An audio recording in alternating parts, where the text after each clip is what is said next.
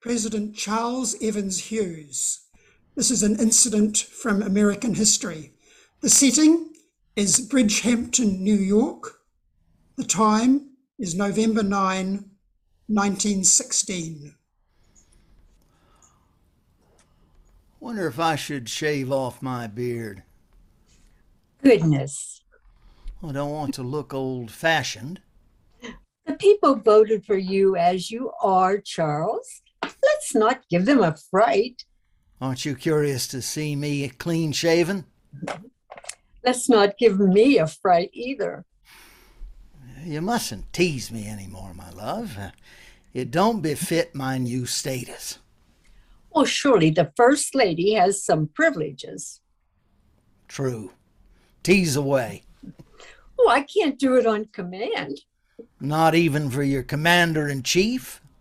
Oh, my bosom is too busy swelling with pride. As is mine, my love.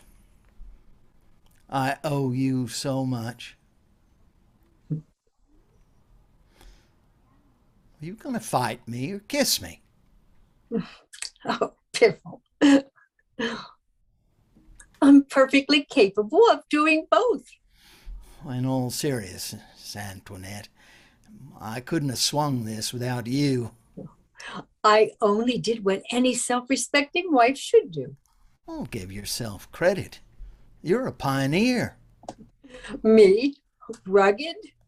No woman ever joined her husband on the campaign trail before. More fools them. You were a sight to behold. Presiding over the railway carriage, dispensing pearls of wisdom. Loganberry juice and chocolate cookies. They hit the spot. You're the Republican Party's greatest asset. If a hostess can dazzle a dinner party, she can dazzle a country. The only difference is scale. I feel an urge to celebrate early. Must you, dear? That thing will be the death of you. An occasional cigar is perfectly harmless. I'm not referring to the cigar. I mean that newfangled, wonder-like contraption. It Well, may explode in your face. Oh, you old stick in the mud. It's a wife's duty to have a conservative approach to keeping her husband alive. Well, we must at least appear to be progressive. Well, I am progressive, where it counts. Rights for women.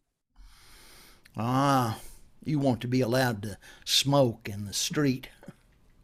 Not personally. Besides, there's much more pressing issue. Well, more and more states are granting women the vote. Well, they still lag in providing us with enough public toilets. Well, there's a reason for that. Well, I know. A patriarchal conspiracy to keep us from straying too far from home. Well, we wish to respect feminine modesty. Yeah. Try respecting our bladders. Sorry to interrupt, Mr. Hughes. Tut, Mr. President. Oh, has the final result come in? We're just waiting on California. Oh, purely a formality. Oh, what a day! By all the saints in heaven, you won't believe who's come a-calling. Calm down, Peggy. Well, you must expect all manner of visitors from now on. I never dreamed I'd see not in the flesh like. Well, who is it? Only the most famous person in a whole entire world. You're joking. No, in our front parlour, large as life, though a wee bit shorter than I imagined. Don't that beat all? Woodrow Wilson, come to concede the election in person. Well, be gracious in victory, Charles. No gloating. Well, you can't begrudge me a discreet smirk. No, it's not President Wilson. Lord love ya, it's Mary Pickford. Mary Pickford? The movie star! I know who Mary Pickford is. That's more than I do, Mrs. Hughes. Sometimes I still think of myself as plain Gladys Smith from a slum in Toronto. Well, welcome to the Hamptons, dear. To what do we owe this pleasure? I'm kind of on a mission. Well, let me guess. You wish to secure the movie rights to my husband's life story. Maybe another time. Today my errand is political. Well, you're quick to get off the mark. Seeking favors already. Peggy, make some tea, please. And cake, Mary? You always look so hungry on the screen. Oh, you're so kind. I'm always afraid of coming across as pudgy. Oh, never! You were gorgeous and Tess. Thank you, Peggy. That will be all. But my favorite is willful Peggy. I, too, am a fan, Miss Pickford. I'll be happy to grant any reasonable request. Oh, zowie. In due course. Unfortunately, my inauguration is a long 4 months away. Now, that's exactly why I'm here. Please go on. I don't usually get involved in politics. I was tapped on the shoulder and asked to lend a hand. Same thing happened to me. Really? Well, I never set out to be president. I was content to be the justice of the Supreme Court till the party offered me the nomination. I felt obliged to embrace my destiny. Some have greatness thrust upon them. Well, that will be for history to decide, my love. One must be patient. Sometimes it helps to nudge things along. Miss Pickford, would you like to get to the point? Sure thing. I'm here on behalf of President Wilson. Well. He has an offer to make. A bit late for that. Besides, it's customary for the loser to concede defeat unconditionally. Woodrow is aware his maneuver is unorthodox. That's why he picked me as a go-between. He hopes I'll charm you into hearing him out. They call her America's sweetheart, Charles. Let's see if she can sweet talk you. Listening is one of the duties of my office. Proceed. Oh, Woodrow has finally come to accept the inevitable. As if I've left him any choice. I'm talking about the war. Woodrow's campaign slogan was, "He kept us out of the war," but he realizes now the Germans will never stop their submarine attacks. Eventually, America will have to join the fight, maybe very soon. We need someone at the helm. If the people have chosen you, he's willing to step down. What arrogance! I'm booting the fellow out. He means if you've been elected to the presidency today, you shouldn't have to wait 4 months to start the job. He'll grant you full powers immediately. We can't change the rules. No, but he can get around them. How? Lansing will resign as Secretary of State. Woodrow will appoint you to the role. Then Marshall will resign the vice presidency and Woodrow will resign. You will automatically become president with full powers straight away. Marshall might go quietly, but Lansing won't. Oh, yes, he will, for the good of the country. Well, this all sounds very generous, Charles. No, I'm not buying it. Why not? On March 4, I'll be the most powerful man in the world. I'd sooner not begin my administration beholden to 3 rivals. They aren't asking for anything in return. They're asking me to do their bidding, to make them look noble in the history books. They sacrificed their ambition. Nope. I'll reserve that glory for myself. I'll sacrifice my ambition. Temporarily. Lame Duck Wilson can limp on till March, when I take over, beholden to no man. You can't be so petty. How dare you take that tone? You're talking to the President of the United States. I know studio bosses who are less pig-headed. You insolent baggage. Ignore her, Antoinette. She won't be America's sweetheart for much longer once I exert my influence. So you're vindictive, too. The Constitution grants me substantial power. I'll enjoy wielding it. A telegram, sir, marked urgent. Oh, give it here, girl.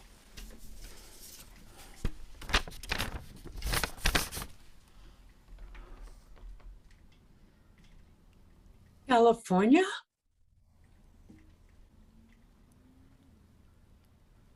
Wilson's. Oh, what a crying shame. God bless Hollywoodland. Leave this house. Gladly. Oh, cheer up, Hughes. You can go back to being a Supreme Court, what was the word? Justice. Oh, Mary, will you sign my journal? Oh, sure. Oh, by the way, Peggy, I'm on the lookout for a new maid. Are you interested? Oh, would that be disloyal, Mrs. Hughes? Unforgivably. You're discharged. Hurrah! End of play.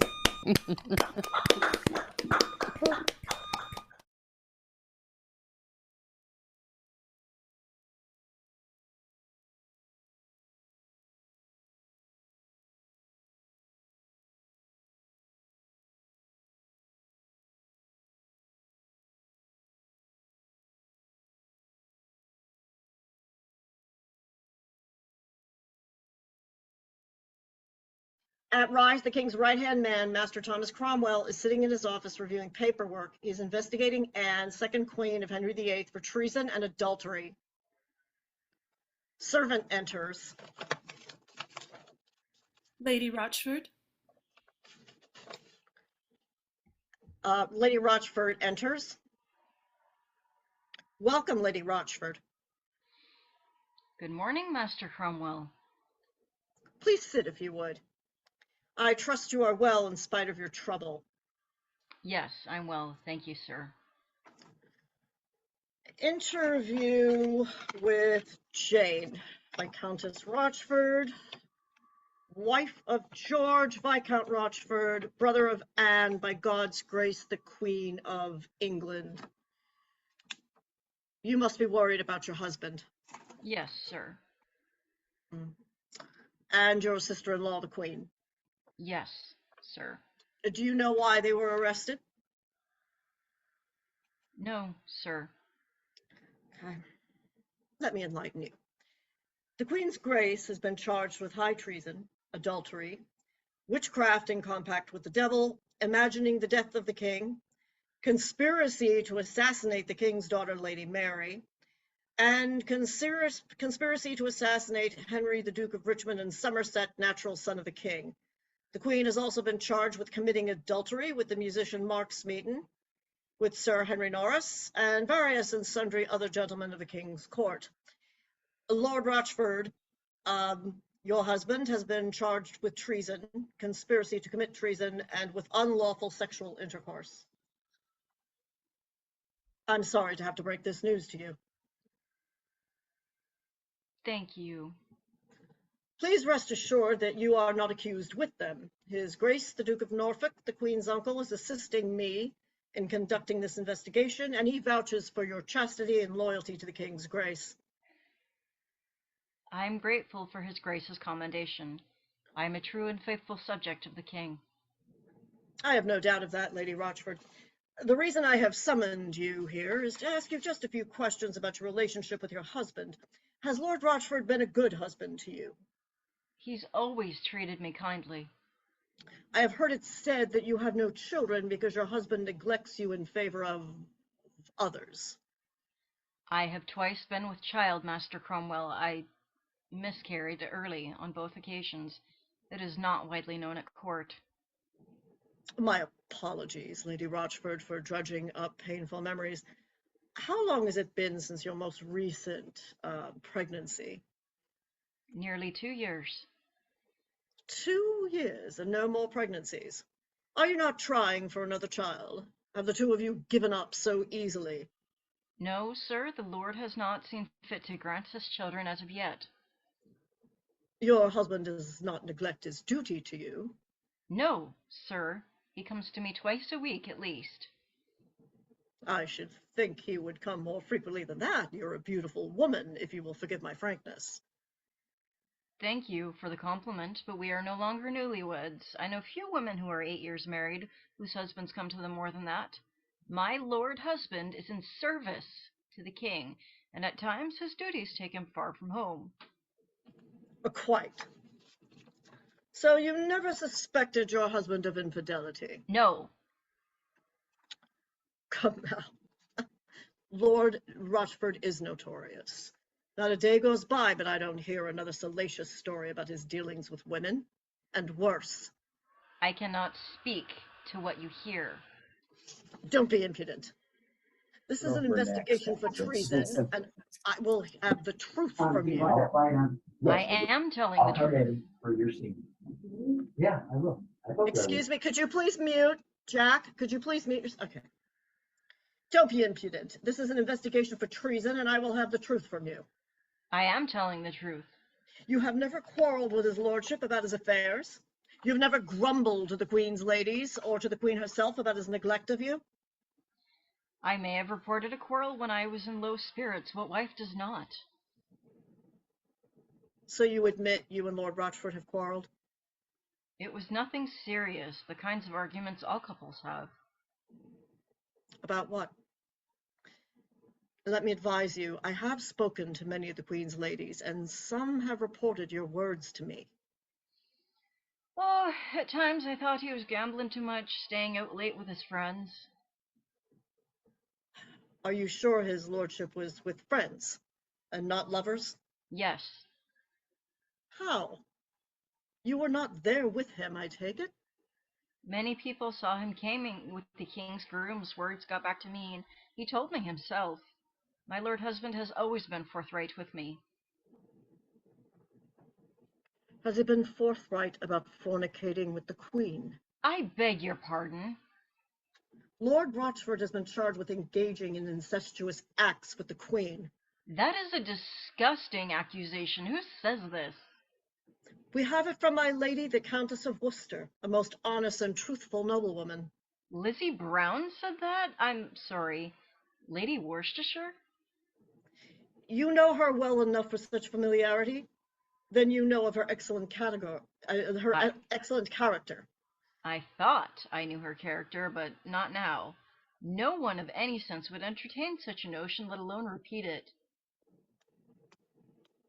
The king believes the truth of it. Are you saying the king has no sense? No, of course not. Then if the king believes it, it must be true. Is that correct?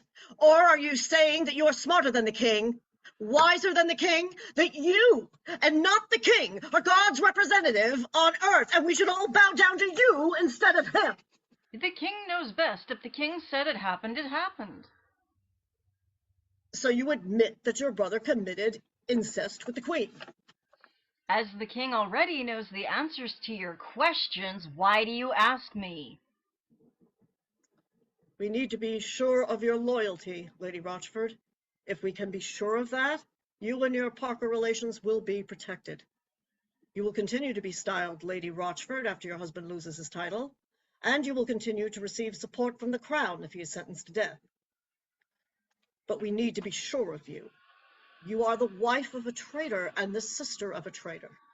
You must have knowledge of some act of treason by Lord Rochford or the Queen. If you share nothing, I can only conclude that your loyalty is to them and not to the king. Give me something, Lady Rochford, and you have nothing to fear. Otherwise,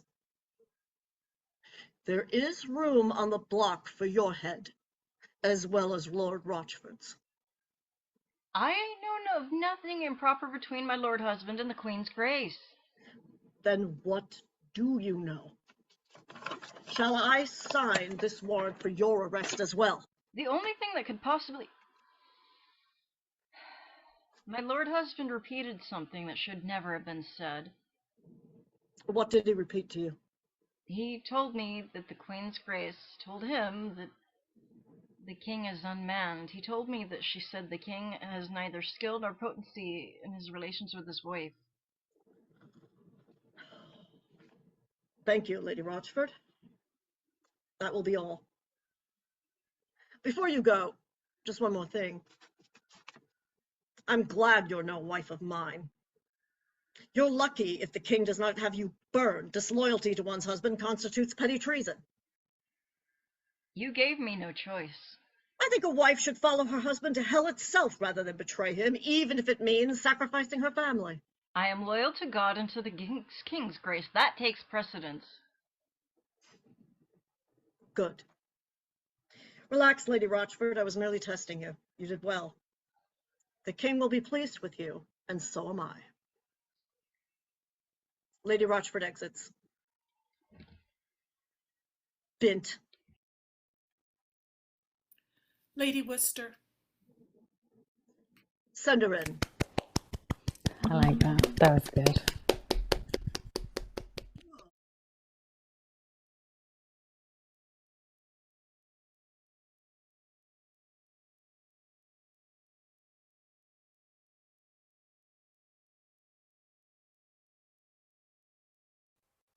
A Stinging Affair, the finale.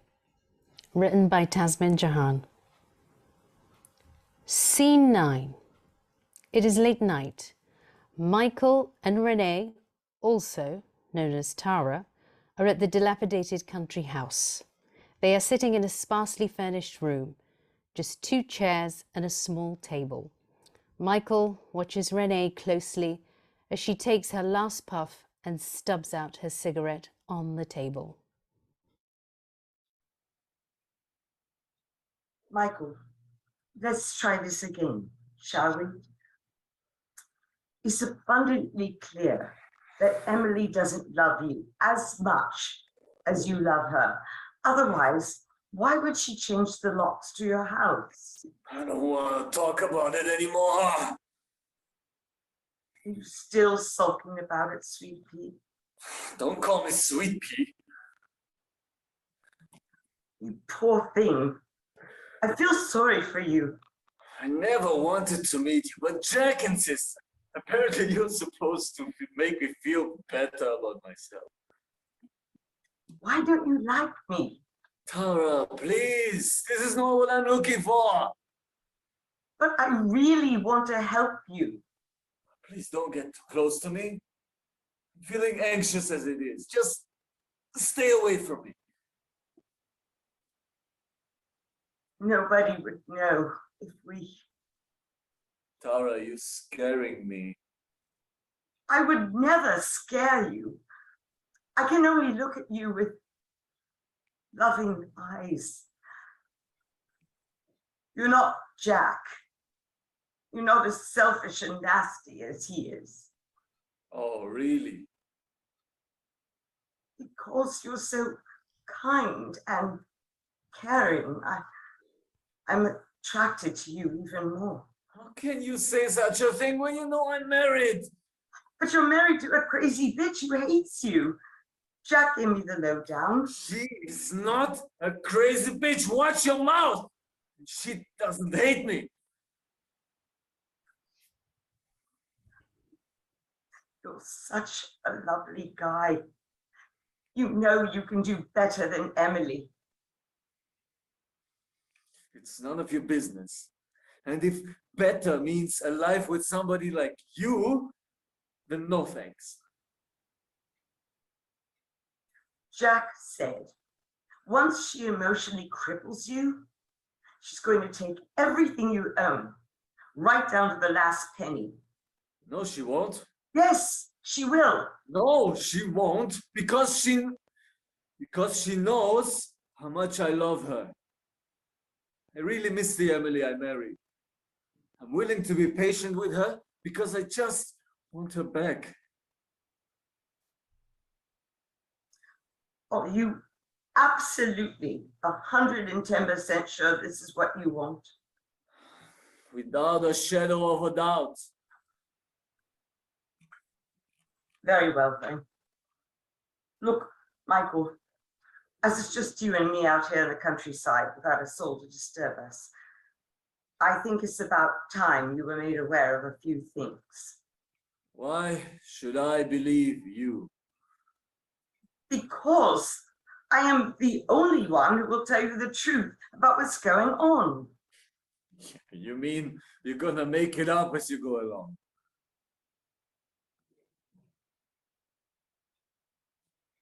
Jack is not your friend. Oh, really? You have to believe me. You don't have to fill these silences with your lies. I'm perfectly happy to sit quietly here until Jack returns. I'm trying to help you see sense. You don't get it, do you? Get what? He's my best friend. He's the only one who understands what I'm going through. Do you know what it's like when your marriage is hanging by a thread? Please, listen to me. Jack is not who you think he is. He's been so kind to me and so supportive in more ways than one. I've only known you for like 2 minutes. I don't have much faith in strangers. Fair point. So, does that mean you would trust Jack with your life? You know I would. In that case, I think for the sake of your sanity and for my sister's honor, I should do the right thing and start over. Sister's honor? Marissa is my sister. What?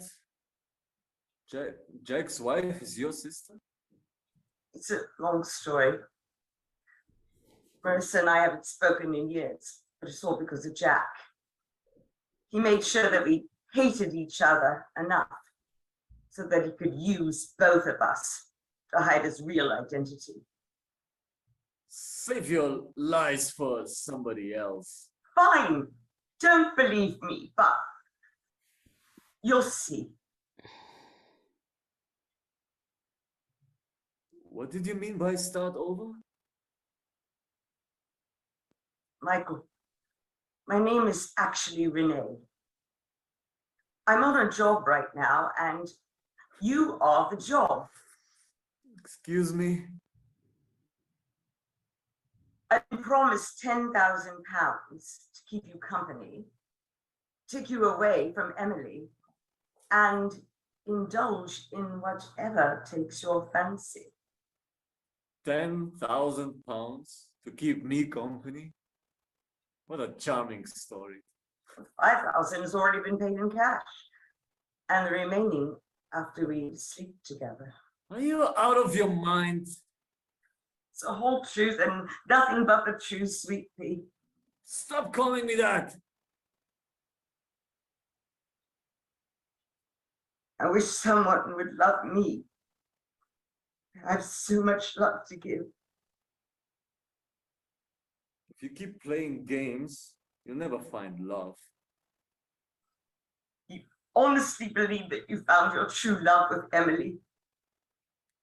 It's different with us. We have history together. History is usually cruel. History gives everyone and everything a place, whether you like it or not. I guess your marriage was an act of desperation. You're clearly not compatible. How dare you? I'm done talking to you. I really can't tolerate stupid and insensitive people. Who are you calling stupid? And in fact, you are the stupid one. Where's the nearest bus stop? I need to get out of here. There's no bus stop for miles and miles. Sit down. No, I don't want to stay here for another second. Jack hasn't called yet. He said he'd call when he's done, remember? I can't believe this is happening to me. I wonder why it's taking so long. I think I have an idea of why he's taking so long. Tell me, otherwise I'll walk. I'm sure at some point I'll find some bus stop. Just sit down, will you? There's no need to raise your voice like that. It's too cold outside. What difference does that make? It's cold inside this eerie place anyway. Do you want a cigarette? I told you I don't smoke. Does Emily smoke? Unfortunately, she does. What a shame. Meaning? You could have been a friend over a cigarette or two. Could have helped shape your relationship better. Emily is trying to give up. It's just a line to get you off her back. You calling Emily a liar now? No, I didn't say that. I wish I had good signal out here so I just could call Emily and apologize. About what? Jack's dumb idea about meeting you. She went absolutely mad when you left that message. Jack had no right to give you my number. You know, I'm done listening to your complaints and your misery.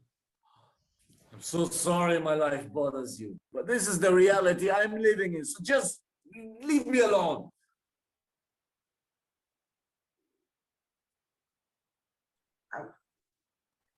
I can see that you're quite stressed right now, so take off your jacket. What? Take off your shirt. I'm not going to take off my jacket or... It's just a relaxing massage. It will definitely help calm your nerves. No, thank you. I just want to get back to Emily. You will. Eventually. Stay away from me. Please stop this forceful behavior. Don't you get it? I just want my life back. I just want to be happy with my family again. That's it. Please don't get upset. I don't need any more complications. I just want to find the love that I've lost. Please don't make it worse for me. I'm begging you. Fine. We'll get some transport. Where are we going? Just Where are we going? Just follow me.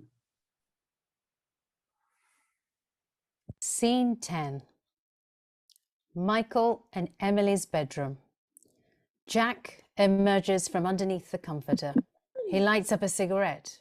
Emily looks at Jack affectionately. She is sitting next to him.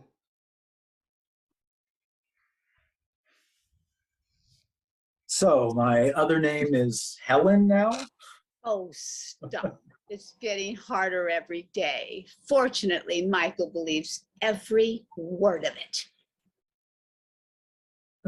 Excuses, lies, sudden anger, less patience, irrational behavior are all part of this privileged companionship.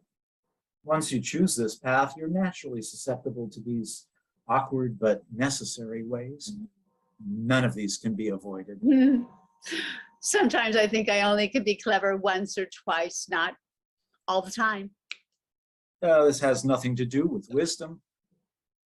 What we're doing is right. Your being with Michael is wrong. If you've asked him to change and he refuses to change, then the only solution is to move on. I wish I could tell Michael right now. Sometimes I wonder how Michael would react if he were to find out that the woman I've been calling Fiona all this time is actually called Emily. He probably won't get it. You'll have to repeat it to him again and again and again until it sinks in. Sometimes I do feel sorry for him, especially when he's pouring his heart out. And you're trying not to roll your eyes, right? Right. Right. So, as you've said many times, I'm the very best thing that has ever happened to you, and Marissa doesn't even come close. Absolutely. When are you going to end it with her?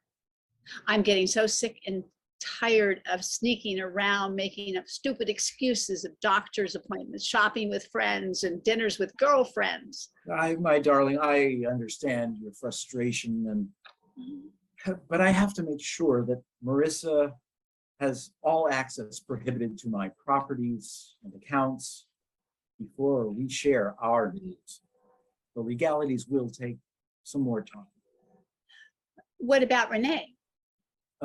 As discussed, Renee is now playing the role of Tara and hopefully enticing Michael enough so that you can leave him as soon as possible.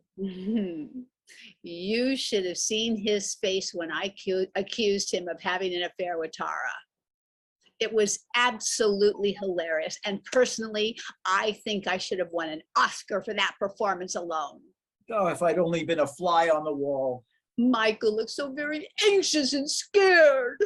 Ooh. Good. Now it's down to Renee to work her magic. She will. I've told her exactly what to do. But what? She's not the Renee I used to know before she went to prison.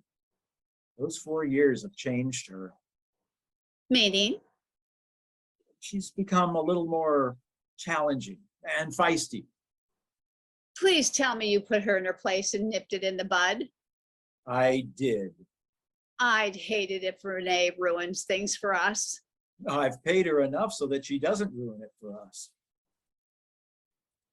Yesterday, the kids asked why Daddy looked so unhappy. What did you say? I said things weren't going well at work. Did they believe you? There were more questions. You think they have any idea what's really going on?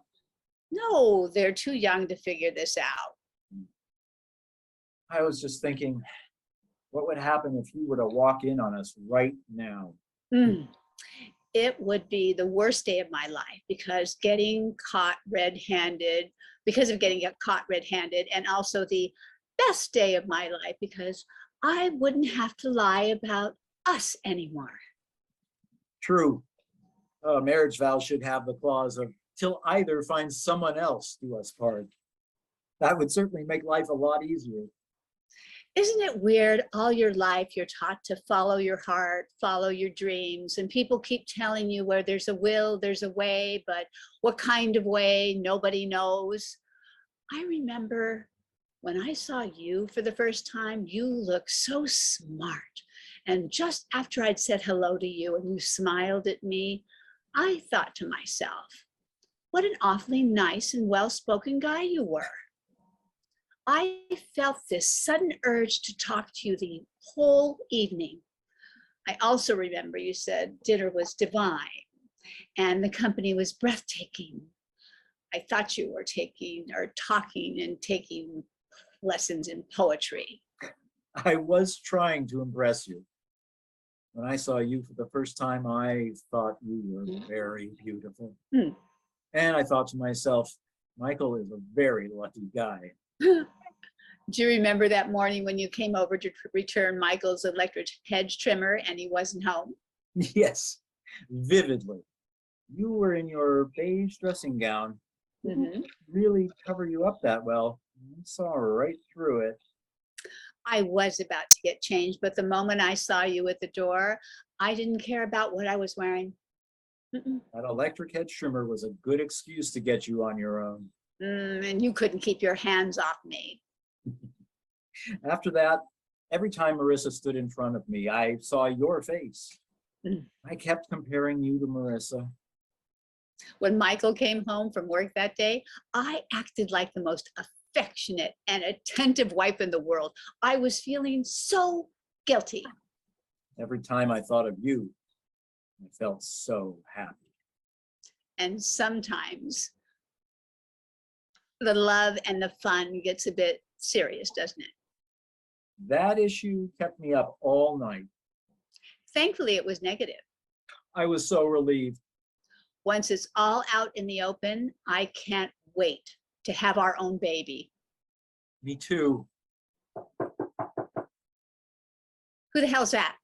Wait, let me take a look. Be careful not to be seen. Oh my God. What is it? It's Renee with Michael. What the fuck are they doing here? Well, if we don't open the door, they'll never find out what we're up to. Yes, but if we don't open the door, we'll never find out what they're up to. This is not part of the plan. You sure about this? Just act as though you're here to discuss our ongoing marital issues. On my own? Say that you're protecting him by coming on your own. Right. Now, let's look decent. Good job. I changed the locks. Michael won't be able to burst in. Scene 11. Jack composes himself. Emily opens the front door. Michael and Renee appear. Emily, I'm so pleased you opened the door. You've got a nerve bringing that slut here. I thought that was your nickname. Have you finished screwing with my husband now? We've had a nice, heartwarming chat. Nothing screwy about that. My head is throbbing with all this pressure.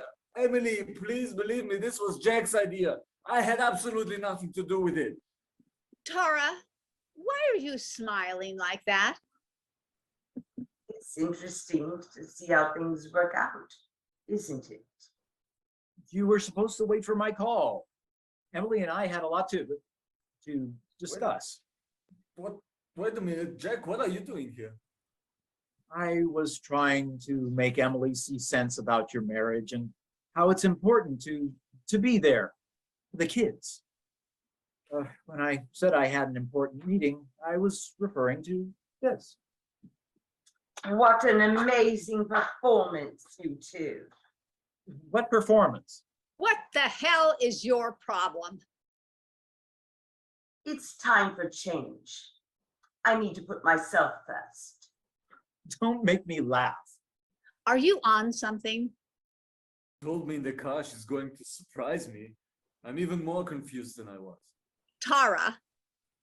It's Renee. Michael already knows. If you say another word, I swear to God, I will kill you with my bare hands. Michael, wouldn't it be nice if you could finally meet Fiona? Why? Renee, let's go. Don't touch me. I don't understand what's going on. Fiona is standing right in front of you, Michael. Look at her. Isn't she pretty? Oh, what a pile of fucking shit this is! Fiona is Emily, and Emily is Fiona. Now do you get it? What? Fiona is Emily? She's lying. How could I be lying when you accidentally mentioned it the other day and then begged me to keep it to myself? Never told you anything. Of course you didn't. I took the liberty of informing Marissa as well. You what? You told Marissa about us? Who the fuck do you think you are? Fiona is Emily! I always wanted to be someone who would end up in hell. I didn't realize that it would be you, Emily. Jack, for the record, I'm not going to be your fucking skivvy anymore. After today, you won't find me. So I wish you the very best in all your fucking endeavors. Ciao!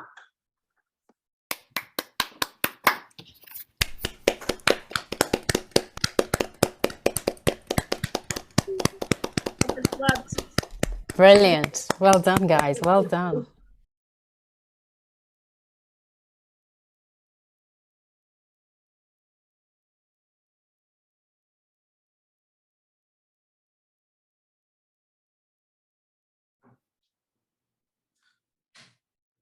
Exterior Brooklyn Street day. Lauren, female, 21 to 29, dressed in stylish business attire, strides across an intersection with her fiance, Dan, male, 21 to 29. Dan, with a stylish business haircut, is dressed in a three-piece suit.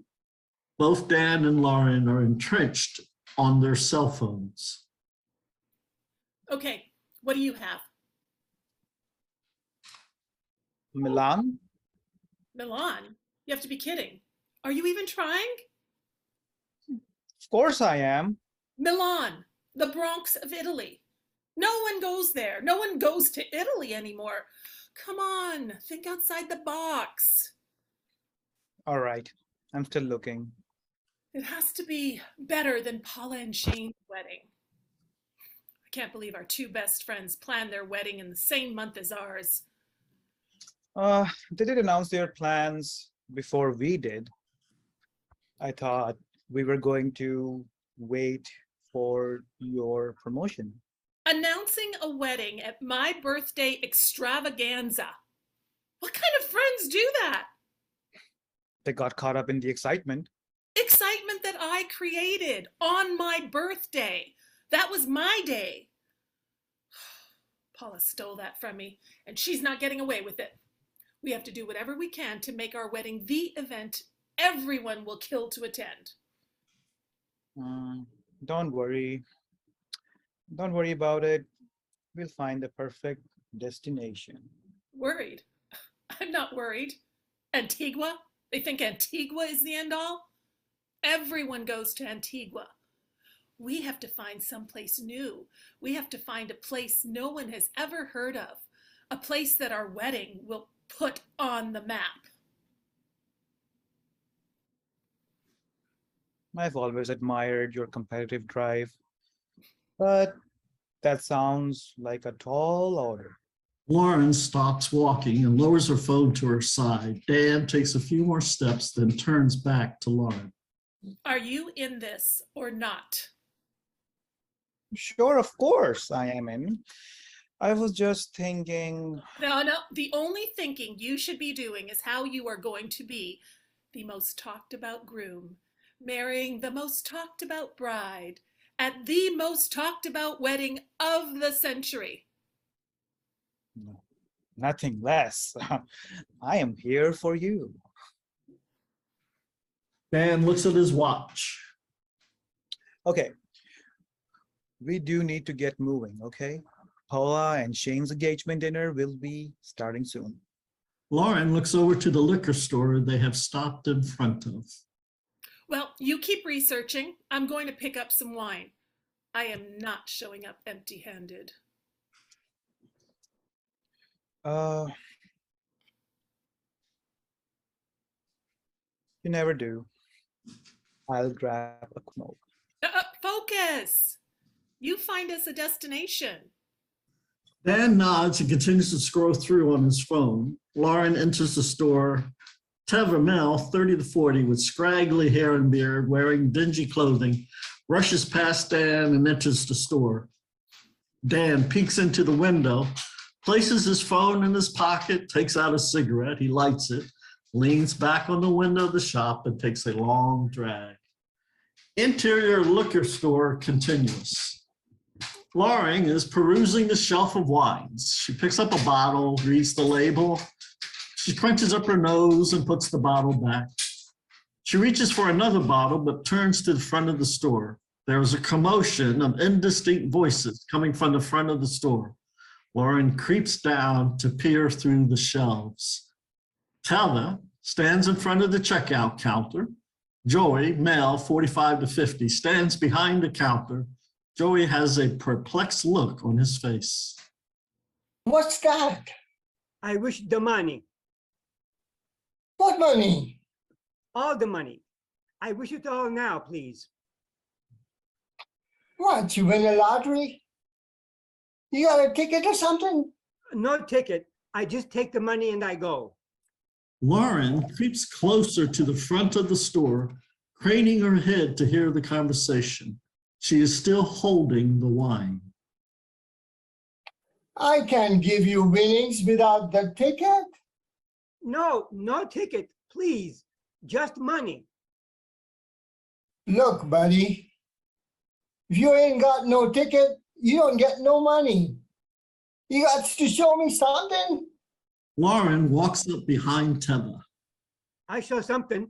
Teva pulls show out a gun gun. from his pocket. I show you gun. You show me money. Lauren lets out a small squeal. Teva turns on Lauren, pointing the gun at her. Lauren shoots up her arms with one hand, holding the wine. Who you? No one. Just a customer. Buying wine. Engagement party. I hear first.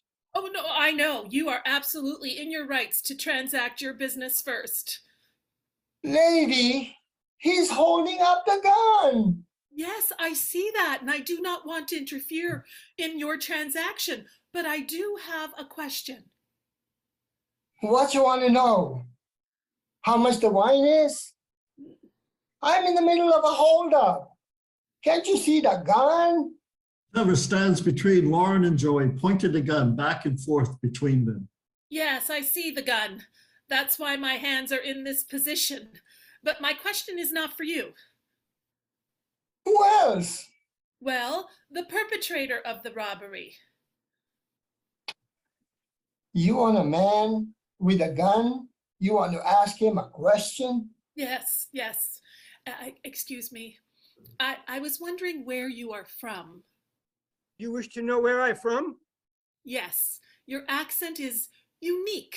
I was wondering what country you are from. Lady, are you out of your mind?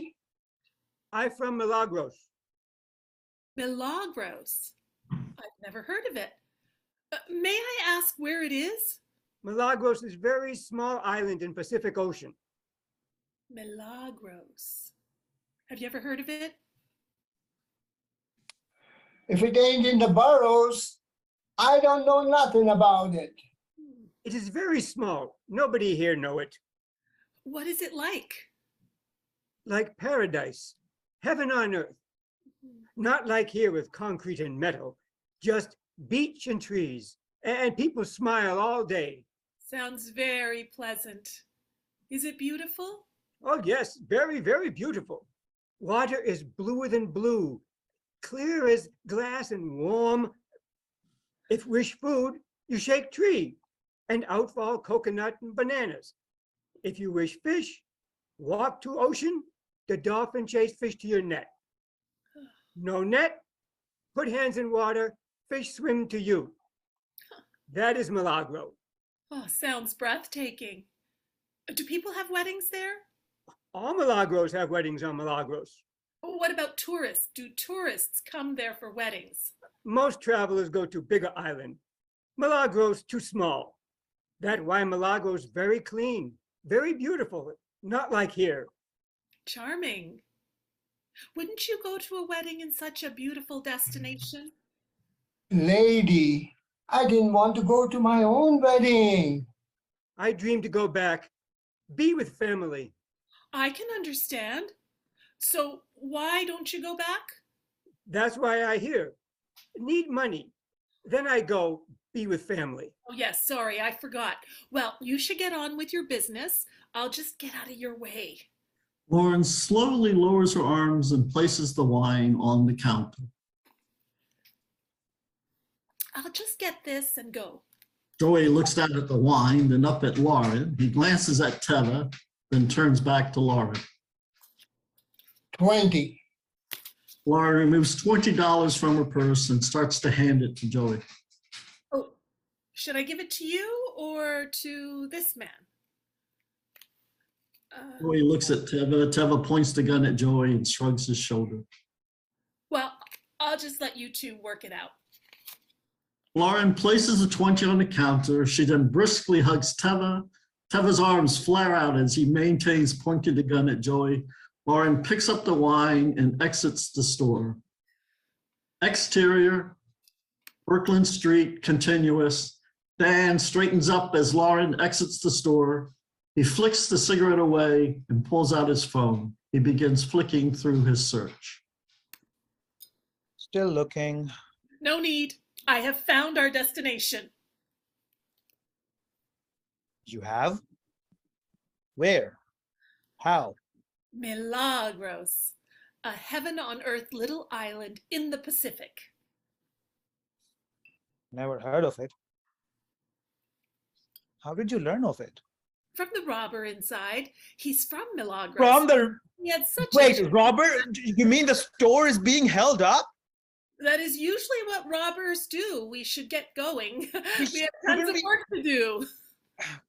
Well, we should call the cops. The police can't help us. We need a travel agency. But what about the store? No problem. I have the wine. We better get going. I don't want to be late. Lauren walks off down the sidewalk. Dan stands for a moment. He glances into the store window, then back at Lauren. He rushes off toward Lauren. Hey. Hilarious. And that concludes our presentations for the night. Oh, Eva Marie, you have to leave. Oh, thank you so much. Yeah. Great Thank job. you so much. You were brilliant. Thank you. You're very kind. I have to go too, unfortunately. So I will watch the discussion after it's taped. Oh, okay. Thank you. Great play. Yeah, your piece is great. Thank you so much, everybody. Okay. I want to say thank you to everybody. And I love And I watching. wanna- I see you soon. Take Zev, care. thank you so much for jumping in last minute and considering we didn't rehearse. Oh my God, amazing job. Yes. And thank you to Lauren for jumping in on doing those 2 lines. I Get ready. appreciate it. My name's Ready. All right, thank you. All right, I'll Bye. see you all later. Bye-bye. Bye-bye. So then our first one was Mr. Rex McGregor. How'd it go, Mr. McGregor? Yeah, so this is a play that I wrote quite a few years ago, way back in 2016, after the first surprise presidency result. And it's suddenly became more relevant over the last couple of years with our president refusing to accept the result. So this is based on fact. Way back in 1916, Charles Evans Hughes was convinced that he had won the presidency for a short while. And the plan to transfer the power from President Wilson was also true. He actually did have this, you resign and you resign and I'll resign and you'll become president straight away. So it would have worked if they all agreed to it. The only bit that is fictional is the involvement of Mary Pickford. I've made that all up. So I wanted to thank my cast for bringing this to life again. Thank you. It is Good choice it of is Mary interesting- Pickford. It's interesting that Wilson was willing to give up the presidency, whereas our 45th was still not willing to give it up. Yeah. For the better of America. That's true, yeah. How well known is this story? Watch it till you come back again. Sorry, Michelle, what was that? How well known is this story? I said he'll come back again. So to answer Michelle, it isn't very well known. I mean, it is in the history books, but I don't think a lot of, I've presented this play quite a few times over the last couple of years on Zoom, and I haven't heard anybody's, heard the background of Wilson's plan. It was very well done, Sandy. Yeah, very Paul. interesting. Yeah. Very, very well done. It was just gripping and commanding, and it was just an exceptionally well written play, and it was fun to watch too. I loved adding Mary Pickford. I'm there thinking, is it going to be the Queen? Is it Mary Pickford? A slice of history with a bit of spin. Yeah, I liked it too. So the other thing is, I don't know how many young people have heard of Mary Pickford these days. No, I don't probably in not. her day, she was the most famous woman in the world because she was in silent movies. And if you think of it, before sound movies, a silent movie could get played all over the world without any subtitles. And people were really famous in those days. I mean, everybody in the world knew Charlie Chaplin and Douglas Fairbanks and Mary Pickford. But now fame is, more pigeonholed. Yeah. And Paul should run for presidency. Yeah. You make a great president, Paul. I'm no good in politics. I really enjoyed that. Yes. You don't have to say anything. You just have to turn up and smile. And read. That's political read enough. the teleprompter, huh? And I thought, Paul, people who have no experience of politics, I thought that was the qualification for the job. In some cases. Yeah. Let Rex write for you. Let Rex be a writer. Then you'll get it. Yeah. It was fun. It was really fun. I love, first of all, I love historical drama, but then with the comic twist of adding The handing over of the telegram. Yeah. Oh, that part especially was great. Yeah, I enjoyed that. That was very good. And the actress who played Mary Pickford, I guess she has left. Yeah. She is in Belgium at the moment. Yeah. Oh, lovely. It is after midnight, well after midnight now. So she had to leave early. So we're pleased to have brought her in for this. Isn't Zoom amazing that you can do that sort of thing? Yeah. I think it is. It just fascinates me. The people I've met all over the place, you would never ever meet. Yeah. Absolutely. It is fascinating. It's like something entirely new, isn't it? Yeah. And did Melissa get the part through Facebook, or did you know her from before? I actually approached quite a few actors for this role. It was actually rather hard to cast because a lot of other actors that would fit the part weren't available. So I just scrolled through your list, Stephen, on the Facebook members, and looked at a few names, and I looked at Melissa's profile, and she looked as if she'd be good for the part. So I just emailed her. Yes. She's usually really busy because I met her when we were doing live performances in Culver City. So she would not always be there because she was always involved in something else, but she always did a great job, whatever role she picked. She worked a lot with Henry Murray, who had started this group. So I was a little surprised to see her. It's fun. It's good to bring new people in, I think. Definitely. And it's good that you can go to that list and just scroll through and see who you want to bring in. Yeah. So the second one was Mary's, and I guess Zeb is still here. So Zeb, was that your first introduction to that play? I know Mary had done it before, but I couldn't remember if she'd done it here or if it was in Culver City she did it.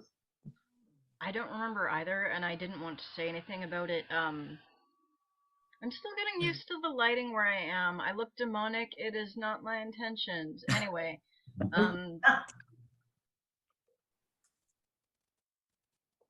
I was really worried the entire time I was even reading it and performing. Like, I knew exactly what performance you needed to give off as Lady Rochford, and I remember thinking, it's a pass or a fail, and I want to see, how close I get to hitting the mark. But she explained so well to me what she needed. I can only hope that I did that. I mean, all I could think of was it would be so helpful if I had ever watched a single episode of Downton Abbey, but I have not. I really felt like you gave off that vibe, and I mean that in a very nice way. I read, for what it's worth, Anne Boleyn, everybody knows the story, super popular. I read a bunch of really inaccurate versions, so I had to really separate myself from that even as I was reading it. And Mary had talked to me about the role she was playing of Lord Jerkface. That's not his name, but I forgot, and I don't care. It's about Cromwell. he clearly just wants power, and he wants to jerk around somebody who is, you know, young and pretty, and who he'd never be able to get. We talked a little bit about the undertones between the two of them. She did a very good job writing that as a playwright, and she's not here to accept any of my compliments. I'm irritated. I'll have to let her know at another time. But I liked the script. I knew what she was going for, and I hope I got a little bit close. And as I was reading it, I kept thinking it would be wonderful to see this staged. I know I say that constantly, but I only say it when I mean it. Well, it's my understanding Cromwell got his comeuppance after he died. They took him out of his grave. I think they had buried him in Westminster Abbey. They hung him and tried him for treason. Posthumously? Yes. That's quite a wow. No, I think you've got the wrong Cromwell, Stephen. That's Oliver Cromwell. Oh, okay. All right. No, so this Cromwell in this play actually did get his head chopped off. No. You know, Henry, he lost favor with Henry, and Henry had him executed. That's the irony. So in Mary's play, he's the one with Thomas Cromwell is the one with all the power. Oh, that dude. But okay. it's only temporary. No. So, you know, when you fall out of favor with the king, that's the end of you. Yep. There really is no choice that she had except to answer those questions, and he was jerking her around the entire how humiliating. It's one thing to watch it, but it's a totally different thing to try and communicate that with such, I don't want to say little facial expression, but what I was doing was what I would do on the stage, not on film. I don't have a lot of experience acting on film, in case you haven't noticed. Okay. It's like I was going through it thinking I would nail this if it were on a stage. I am not on the stage, and I don't know what to do about it. Well, I mean, and Zoom makes that harder because you have less interaction. It's harder to interact. That's a huge part of it, yeah. Yeah. It would make a great staged reading with really elaborate costumes. It would. I feel like I mentioned that I definitely was a semi-professional child performer from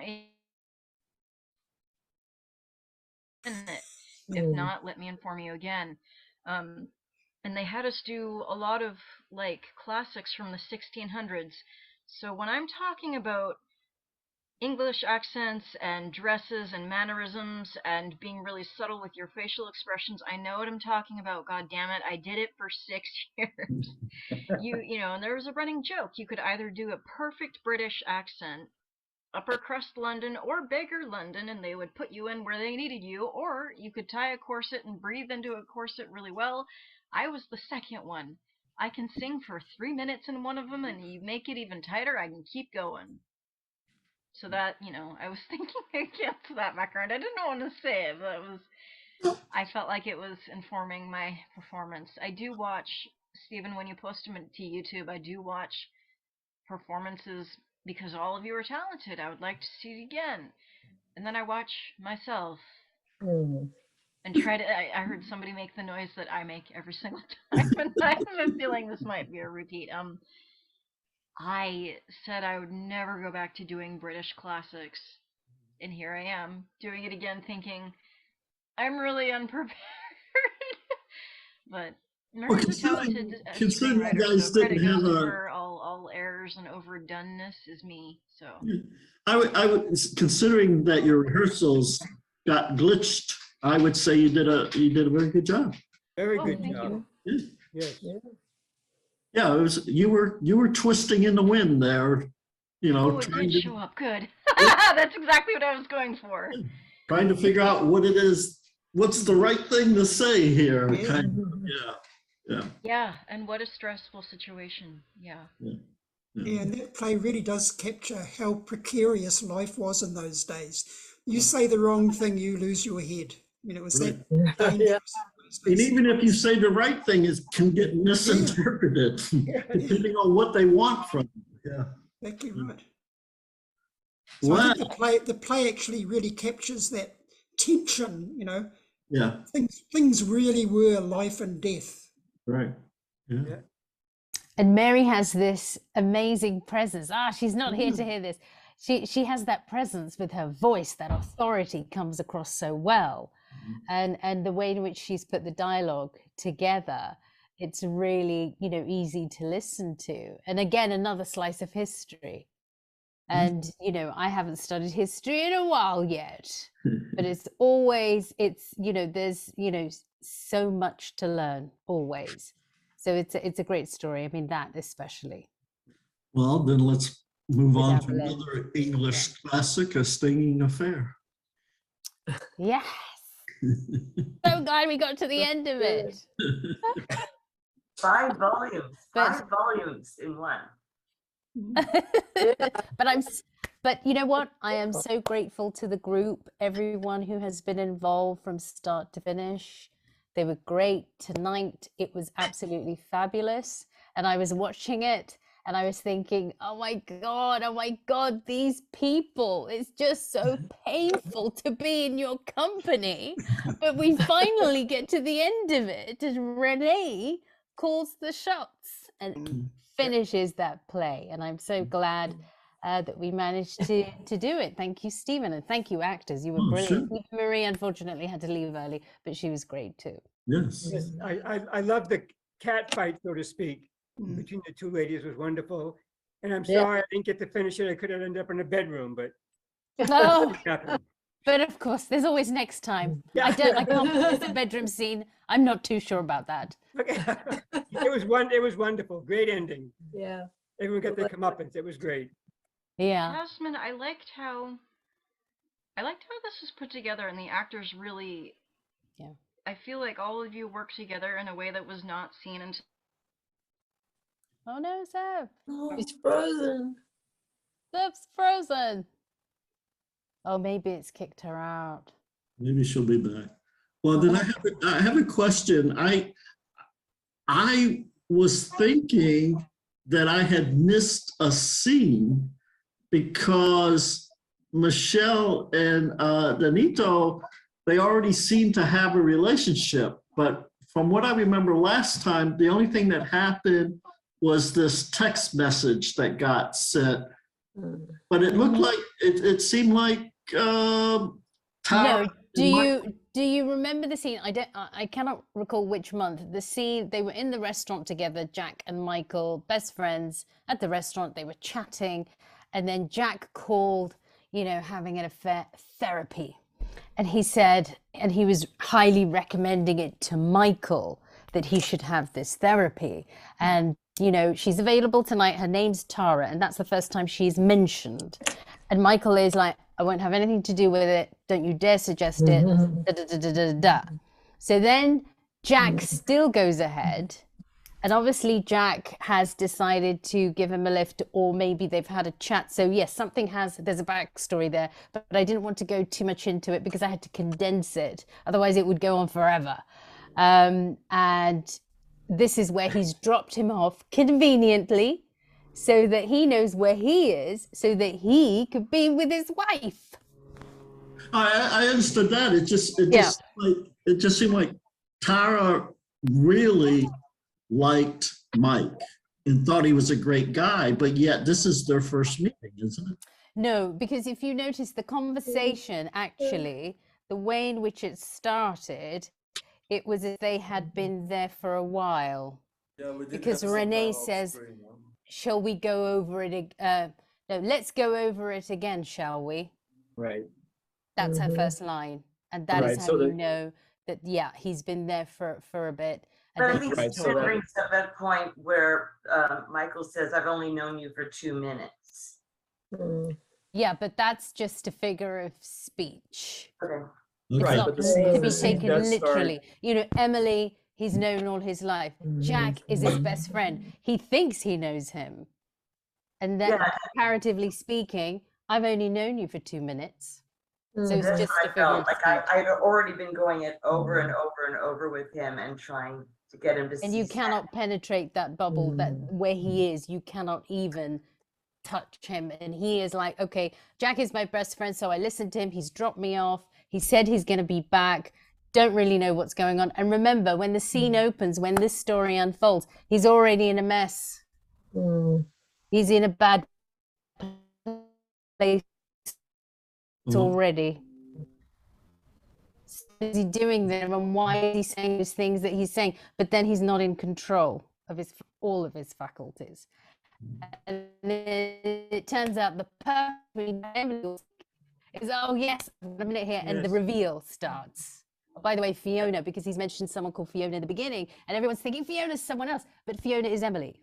And then he says, oh, my other name is Helen now, because of the scene that we did a few months back, Michael and Emily, when they first meet, she's dressed to go out, and she's going out to meet Helen.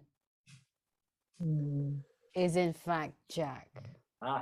Yeah, I thought Danito, you're when you finally realize that Fiona is Emily. Stephen. My second compliment and again cut off. What? Okay. Oh no, Okay. your mic was a bit Yes. off beam. Oh, okay. When Michael. You're breaking up again. It's my internet being unstable again, I guess. Try again. Okay. I like the reveals. I like the way you revealed everything. Emily is Fiona and everything. I like the reveals. And then when Michael finally gets it, I thought that was perfect, Danito, how you performed that. It was like Freaking out, yeah. Fiona is Emily? And how Renee just finishes them all off. Puts, how Emily says, did you nip it in the bud? Did you put her in her place? And Jack's like, yeah, of course I did. But in actual fact, Renee does it. At the end, she puts everyone in their place, calls them out, puts them in their place. Michelle, you were brilliant. Well done. You were brilliant. And that desperation. There were parts of you trying to really stand up for yourself, and then you thought, no, let's start over. And it was amazing. I'm Renee, I'm on a job. Michael, you are the job. That must have confused you, Michael. Even more that you're the job. You're thinking, what the hell is she talking about now? I enjoyed our conversations. I had questions about the character because I was Michelle did a lot of research. I was super impressed because there's a lot more.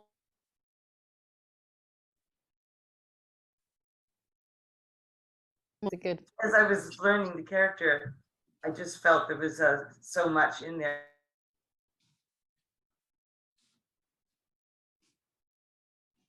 To know what was the backstory to. We had a good discussion. Yeah. And when you started giving me information, I was like, yes. And I was like, okay, this is going to be another day devoted to how I'm going to pull that into that. I love that though. I love characterizations is everything in this play. I can't believe this was your first play. Yeah, but I had to. Yeah. I mean, at the beginning, it was a shorter play, but then I made it longer because so many people liked it, and so many people read it, and so many people wanted to see it on stage, and so on. And then I thought, okay, well, maybe, as time goes by, you kind of tinker with it and you change a few bits here and there to make it a little bit more clear. But the characters are so strong. I mean, I really. Was Renee always the heroine? She was in there. Yeah. She didn't come in afterwards. She was always in there. But I may have changed a few elements of it because I love writing a lot, to the point that sometimes I thought, maybe I'm just using different words, but saying the same thing. So maybe I'll just change it here a little bit. So obviously, as a writer, you kind of go back to the table and you think, okay, let's try this again. But the characters, I just wanted to start off with a simple story, and then it just became this huge mind game. and who was going to call who out.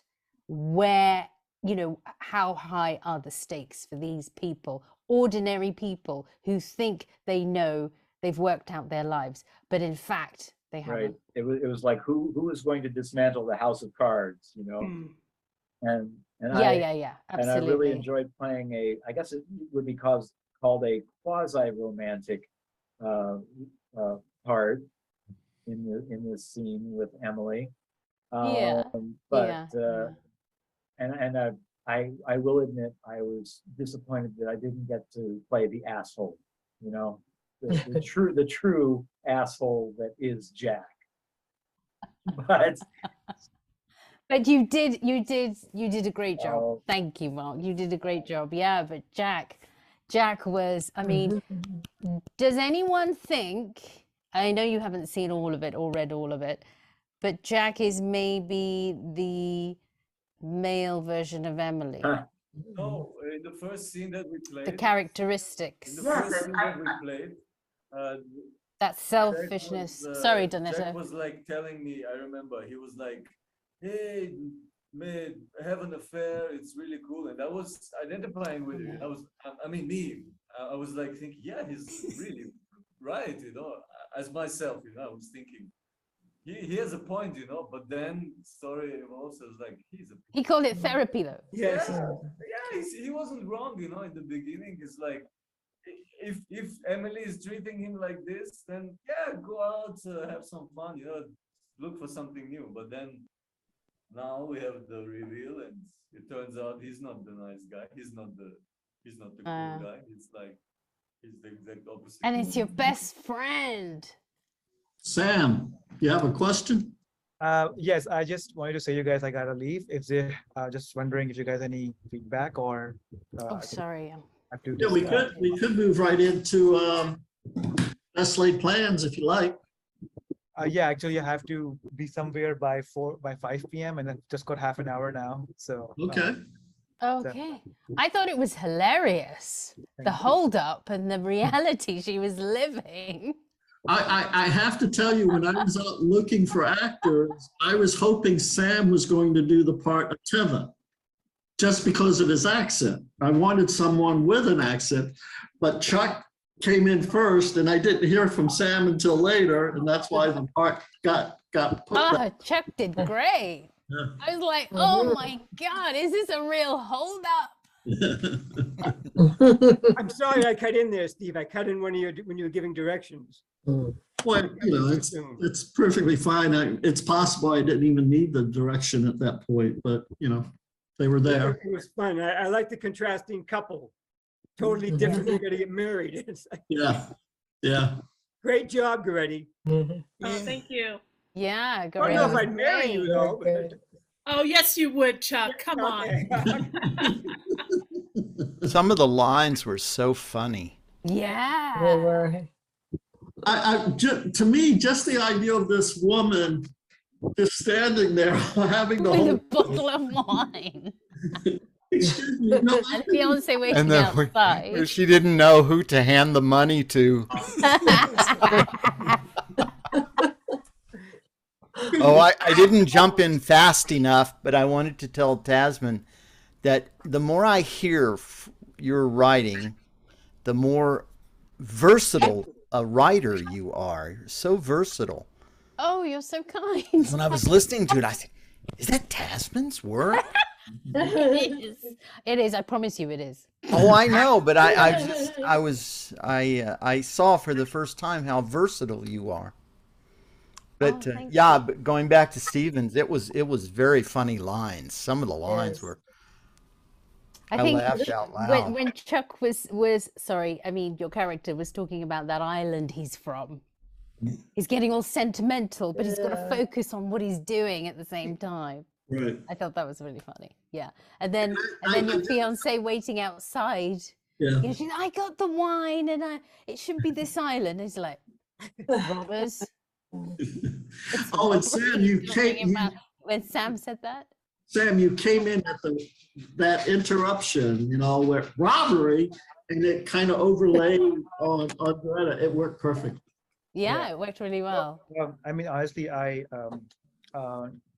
thank you for giving me this part, Stefan.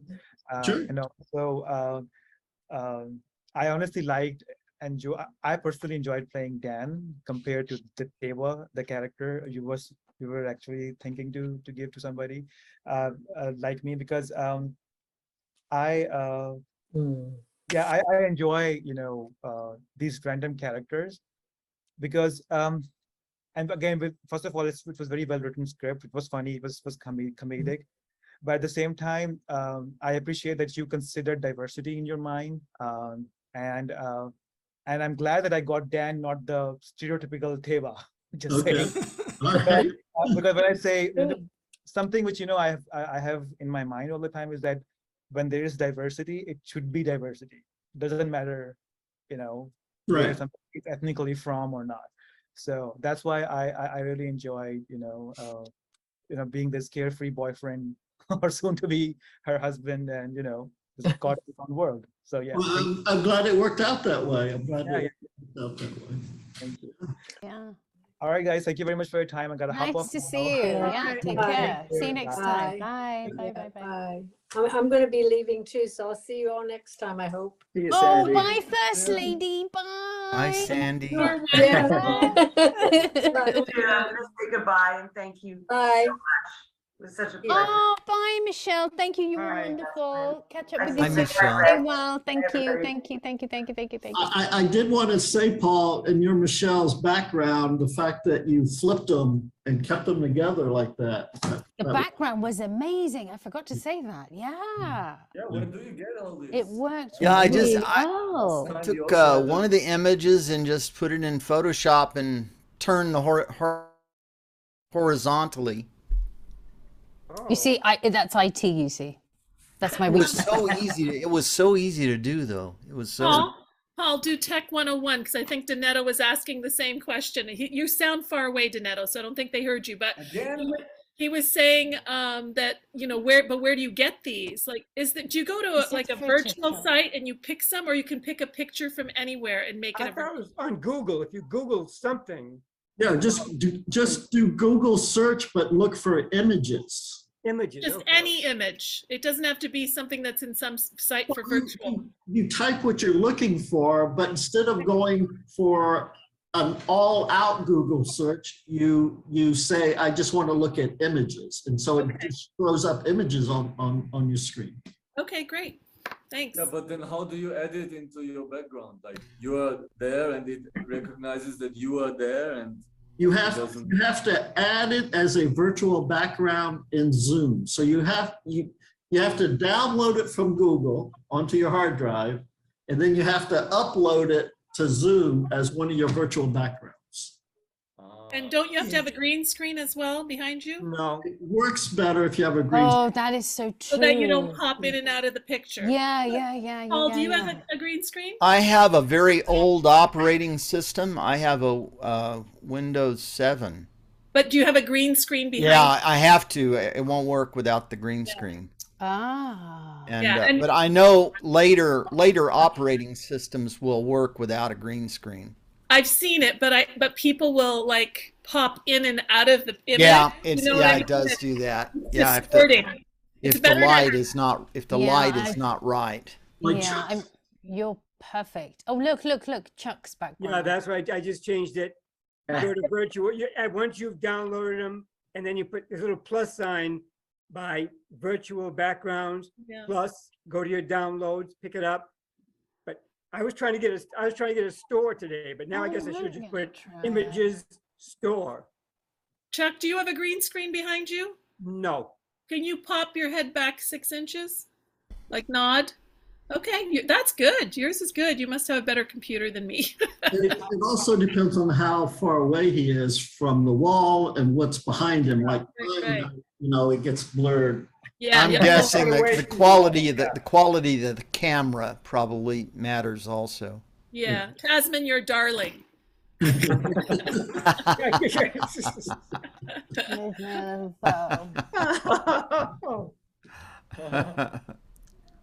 were really good plays today. I mean, yes, I love eclectic historical stuff. mix. Absolutely. Yeah, and the way that you God, like Rex is bringing Mary Pickford into it. Yeah. Made that piece for me, even though the whole thing was really interesting. I just think it made it much more appealing to have that starlight. And I love the variation tonight. Nobody sort of stepped on anybody's toes, because sometimes, you know, you could have plays on the same sort of subject matter, or sort of covering that sort of area, but they were so distinctly different. And I liked that. And there was something for everyone. Yeah. You know, if you didn't want to watch a comedy today, there was tragedy, or, you know, a dramedy or whatever, but there was something for everyone, and it was all beautifully done. I know it's Zoom and it's limited in its powers, but still it's always great. And it's always great to meet everyone, you know, everyone in the room. It's fun. Yeah, thank you, Stephen. Oh, sure. On that one. That was fun. Thank you, Stephen. I was a little worried though when we only had 2 plays for the longest time, and Mark had posted something about, are we going to get any more plays? And I had just finished. I just finished writing that one. I said, well, maybe I should go ahead and post it. Yes, definitely.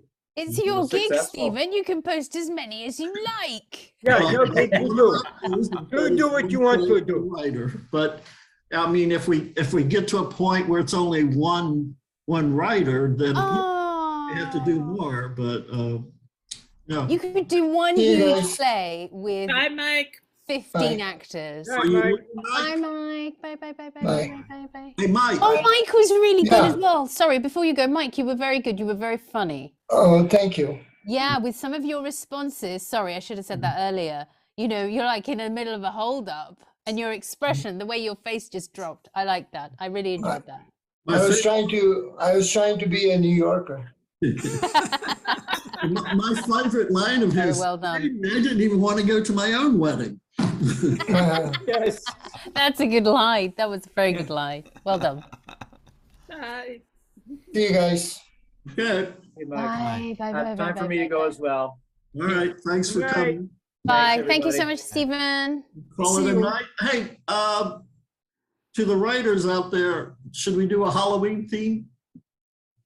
Oh. Yeah, why not? Yeah. I could write about my relatives. I've just written vampires. They're not here, don't tell them. That's scary, right? Yes. That's scary. Yeah, if I were to write something about mine. Oh, look, Chuck's got a beret on. Oh, it's just okay. Halloween theme. Okay, Judy. Have you got something, noted. Desmond? Have you got something already? Have you got a Halloween play or scene? In one of my plays, possibly, because I wrote something called The Root of All Evil, Frederick Devereux, and I'm just wondering if there's anything scary in that. But you see, I've done many genres, but not horror. I never get excited about horror because sometimes when I watch horror, I start laughing. You know, and I can't kind of put myself in that sort of milieu. I sort of have to work harder for that. So I don't know. I mean, I'm sure Rex has loads and loads flying off the page. It's so interesting. A lot of horror makes me laugh also. Yeah. Well, I do. Unless it, especially if it's really far-fetched, like zombies and stuff like that. It's it just wouldn't happen that way. It really wouldn't. But what really is scary is it's something that's maybe possible, or someone has some psychosis, or those sort of things are really frightening, I think. That's why I like the old movie The Birds by Hitchcock. Hitchcock's great. Saw that as a kid. And as you walk down the street, you see a bunch of birds along the poles. It's like, okay, walk quietly. Yeah, that was a scary movie. That was because it could happen. It does. Horror doesn't have to be scary. It could be a comedy. It could be like Hocus Pocus. I mean, do you ever see that movie? Like, or it can be like a Halloween for children. You know, like it doesn't have to be. It doesn't have to be scary. Yeah. I suppose most of mine are comedies, even if they're like Halloween or comic horror. Like the Addams Family sort of Yeah, genre, that's or sort the, of or, thing. or, Yeah, yeah, or the Munsters. It could even Got that right? could even The sort of Munsters? be autumnal, you know, that time of the year, sort of. Or we could write about Trump. No. You no, could I write, feel you like could write about a relationship where, you know, like two people are married and one of them is a werewolf, or you know, it could be something totally ridiculous that's not scary at all. Has anyone seen? Just putting it out there in case you don't want to write about your family, Tasman. Has anyone seen the series Wolf Like Me? No. Oh, it's very good. That's very good. Yes. A man falls in love with a woman who ends up being a werewolf. Is it on Netflix or where is it? Most of the ones I watch are either Amazon or Netflix, but I'm not positive about that one. Wolf Like Me. Okay. It's a Okay. it's a short series. Halloween it is. Gosh, Okay. hasn't October come around quick? Yep. I will And then post that today that we're doing a Halloween theme for October. And you've got something, Stephen? I have a few. A few. Oh my God. Well, one Step we did ahead. last year, Okay. so I'm not going to repeat that one. I'm not surprised by that. Is it going to be on the 30th or is it going to be the fourth Sunday? It will be the fourth Sunday. Okay. Which will be 24th then. 24th, yeah. Yeah. I've got 23rd. 23rd, yeah. Oh, Yeah. do you? Sorry. 24th for I was- me. Oh, and if anybody, Oh, it is the 23rd. You're all right. You're all right. so if anybody has ever participated in the New City Players Lab from Florida, they're doing a virtual reading tomorrow. They usually start around 7 East Coast time. Henry will be there, Zev will be there, Rex will be there, and I will be there. And what is it? When Is do it they the full- usually send out the scripts on that? They sent them out today. Oh, they did. Oh, yes. And what is it exactly? Is it a full play reading? Is it They're virtual rehearsed? readings. They're usually short pieces, and this time we had to include 3 zodiac signs in the script. And are they cast in advance and rehearsed? Are we watching kind of a finished thing, or is it just They've already been cast. They don't rehearse them. They're just cold readings. okay? And that's tomorrow at 4 Pacific Standard, yeah? 7, you said Eastern. Yes. So yeah, 4. I've done their things before. They're fun. It's a fun. Is that group. on Zoom? Yes. Okay, great. But you have to register on their website in order to get the Zoom connection. Okay, I'll do that. It's New City Players Lab. They're out of Florida. I think I posted it on the Facebook page. Yeah, It's on there, yeah. Okay, great. Thank you. Thank you, everyone. See you Okay. next time. Take care. Take care. Have a wonderful few weeks. Bye. Yes, Bye. bye-bye. Thank you, Yes, Stephen. Stay safe, everyone.